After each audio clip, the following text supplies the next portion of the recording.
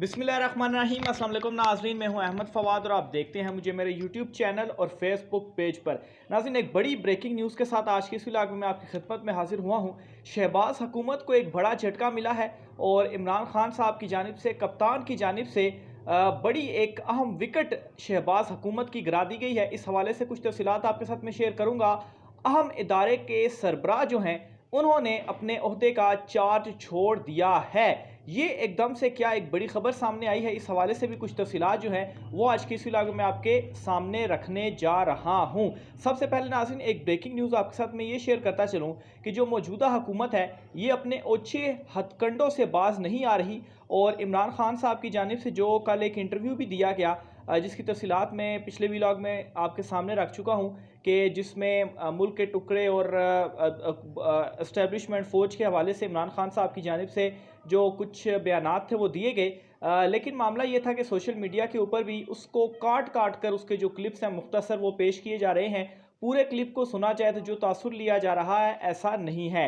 बहरहाल मौजूदा हुकूमत की जानिब से इमरान खान साहब के ऊपर बगावत का मुकदमा बनाने का जो मंसूबा है वो बनाया गया है और ये मुकदमा अगर इमरान खान साहब के ऊपर बनाया जाता है तो इस मुकदमे के तहत जो सज़ा है वो उम्र कैद की सज़ा है।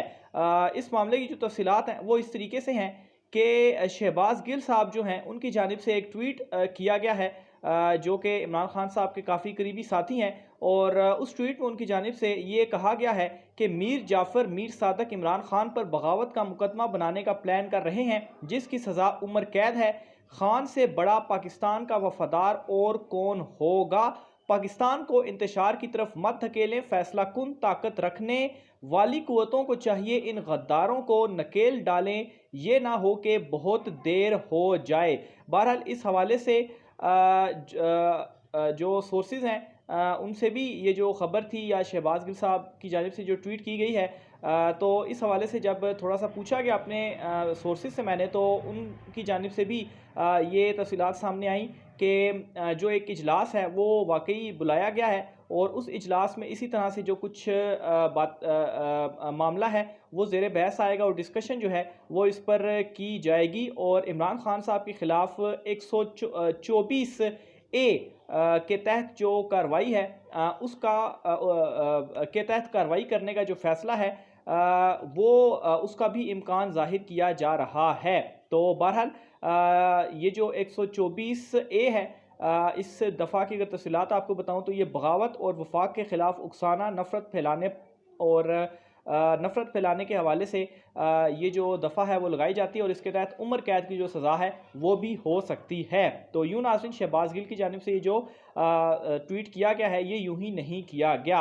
आगे चलते हुए नाज़रीन, इमरान खान साहब के ऊपर चूँकि क़यादत के ऊपर FIRs भी इनकी जानिब से दर्ज की गई हैं, तो बहुत सारे जो हुकूमती जो पाकिस्तान तहरीक इंसाफ के रहनुमा हैं उन्होंने इस्लामाबाद हाई कोर्ट से जो अपनी ज़मानतें हैं वो क़बल अज़ गिरफ़्तारी करवाई हुई हैं और इमरान खान साहब की जानिब से भी अब पेशावर हाई कोर्ट में रुख जो है वो किया गया है। इस हवाले से मैं तफसीलात आपको दे चुका हूँ कि पेशावर में इमरान खान साहब इसलिए हैं क्योंकि उनको ये ख़दशा है, ये उनके पास इंफॉर्मेशन है कि अगर वो इस्लामाबाद बनी गाला में होते हैं तो बनी गाला में उन्हें नज़रबंद किए जाने का हुकूमती मंसूबा है और अगर उन्हें नज़रबंद किया जाता है तो उनकी जो तहरीक है वो इससे मुतासिर होगी, इसलिए वो पेशावर में है और पेशावर से ही तहरीक अपनी चलाएंगे। और इमरान खान साहब की जानिब से राहदारी ज़मानत जो है वो पेशावर हाई कोर्ट में अप्लाई की गई थी और उसे मंजूर कर लिया गया।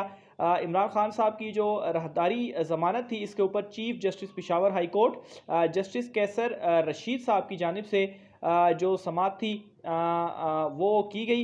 इमरान खान साहब ख़ुद ज़ाती हैसियत में अदालत में पेश हुए और उसके बाद 50,000 के जो ज़मानती मचलके थे, इन ज़मानती मचलकों के साथ जो है वो 3 हफ़्तों के लिए जो इमरान खान साहब की ज़मानत थी वो मंजूर कर ली गई है।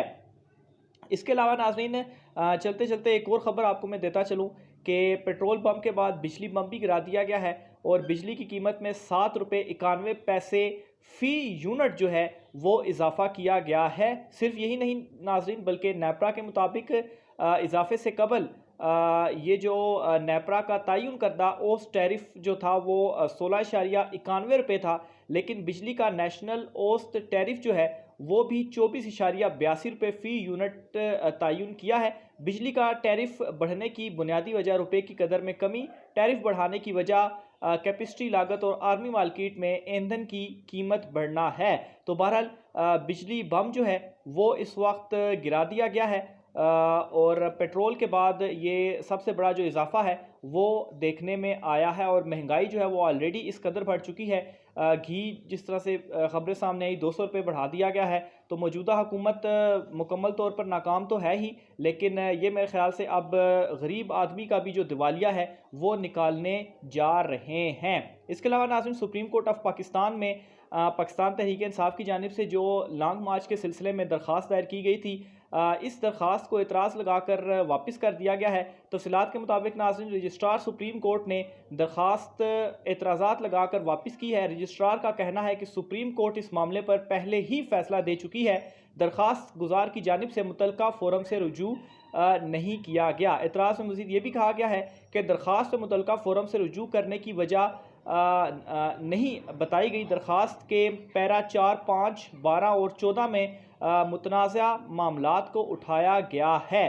तो ये जो नाज़रीन दरख्वास्त थी पाकिस्तान तहरीक इंसाफ की जानिब से लगाई गई, इसके ऊपर एतराज़ लग गया है और ये दरख्वास्त भी सुप्रीम कोर्ट ऑफ पाकिस्तान की जानिब से रजिस्ट्रार की जानिब से वापस जो है वो कर दी गई है। आगे चलकर नाज़रीन आपको ये बताता चलूँ कि अहम इदारे के जो सरबराह हैं उन्होंने अपना चार्ज छोड़ दिया है और chairman NAB justice retired Javed Iqbal साहब जो हैं, इनका जो दौर था वो ख़त्म हुआ चाहता है। 2 जून इन्होंने जो है वो इनकी मुद्दत थी और ये मुद्दत ख़त्म होने के बाद इन्होंने जो अलविदाई मुलाकातें हैं वो की हैं और इन अलविदाई मुलाकातों के बाद इन्होंने जो अपना चार्ज था अहदे का वो छोड़ दिया है। इस पर नाज़रीन मज़ीद तफ़सीलात ये हैं कि नए चेयरमैन नैब के लिए नाम जो है वो ज़ेरे गौर हैं और फ़िलहाल जो डिप्टी चेयरमैन नैब हैं, चूँकि चेयरमैन नैब अब चूँकि उनका तो ख़त्म हो चुका, तो इसलिए उनकी गैर मौजूदगी में डिप्टी चेयरमैन नैब जो हैं उनको कायम मकाम चेयरमैन नैब वो होंगे, उनके पास ये चार्ज चला गया है। और नए चेयरमैन नैब के लिए जो है एक तो मकबूल बाकिर साहब, दोस्त मोहम्मद साहब, इसके अलावा मज़ीद भी बशीर मेमन और इनके जो नाम थे वो ज़ेर गौर हैं। 5 नाम मौजूद हैं। बहरहाल इसमें से अभी किसी एक का जो डिसीजन है वो नहीं किया गया। बहरहाल चेयरमैन नैब साहब ये एक बहुत अहम डेवलपमेंट है जो कि हुई है और चूँकि पाकिस्तान तहरीक इंसाफ अब इस्तीफ़े दे चुकी है तो वो असम्बली में नहीं है, तो असम्बली में एक नाम नहाद अपोजिशन लीडर भी मौजूद है, तो उनकी मुशावरत से ये अपनी मर्ज़ी से चेयरमैन नैब जो हैं वो लगाएंगे। और यूँ नाज़रीन जो इन्होंने अपने केसेस ख़त्म और दीगर मामलात तमाम को ख़त्म किया या NRO आप कह लें इन्होंने ख़ुद को दिया, तो यूँ ये जो चेयरमैन नैब वाला आखिरी सिलसिला था वो भी आज पूरा हो चुका है और चेयरमैन नैब की जानिब से अपनी ये मुद्दत पूरी करने के बाद जो ओहदे का चार्ज था वो बाकायदा तौर पर अब छोड़ दिया गया है। आखिर में नाज़रीन जो शहबाज शरीफ हुकूमत के या शहबाज शरीफ के जो मुआवन खसूसी थे हनीफ अब्बासी साहब, उनकी जानिब से अपने ओहदे का जो इस्तीफ़ा है वो दे दिया गया है।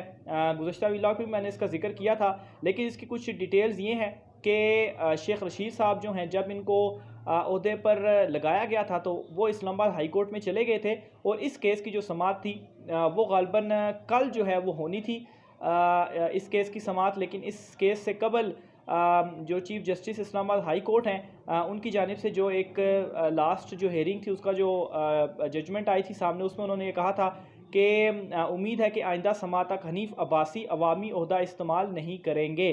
तो एक किस्म का इस्लामाबाद हाई कोर्ट की जानिब से हिंट जो है वो दे दी गई थी कि आप खुद ही अपना जो इस्तीफ़ा है वो दे दें, क्योंकि वैसे भी जो लॉ है उसके मुताबिक आप अभी आपका जो केस है वो चल रहा है। बहरहाल लाइट चली गई है, ये आप वीलॉग में भी बहरहाल मैं अपने अख्ताम पर ही हूँ वीलॉग के, लेकिन एक तरफ तो बिजली की कीमतें बढ़ रही हैं और दूसरी तरफ ये लाइट है आपके सामने जो कि आप वीलॉग अगर देख रहे होंगे तो ये चली गई है। बहरहाल हनीफ अब्बासी साहब जो हैं उनकी जानिब से इस्तीफ़ा दे दिया गया है। 27 अप्रैल को इन्हें मुआवन खसूसी मुकर्रर किया गया था और शेख रशीद की जानिब से ये दरख्वास्त दी गई थी और मेरे ख्याल से ये बड़ी अहम एक विकेट है जो कि इस वक्त शहबाज हुकूमत की गिरा दी गई है। मज़ीद तफ़सीलात भी आप नाज़रीन से शेयर करता रहूँगा। आज की व्लॉग से इतना ही। अपनी राय का इज़हार कमेंट बॉक्स में कीजिएगा। मुझे इजाज़त दीजिए। अल्लाह हाफ़िज़।